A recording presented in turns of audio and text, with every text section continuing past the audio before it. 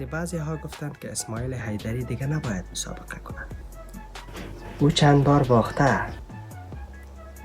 شاید فکر میکردن که او دیگه تمام شده.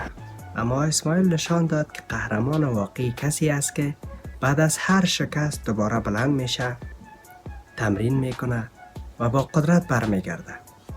او نه تنها تسلیم نشد بلکه هر مسابقه بدی خودش پیروز شد و ثابت کرد که اراده، تلاش و ایمان هر شکستی قوی تر است.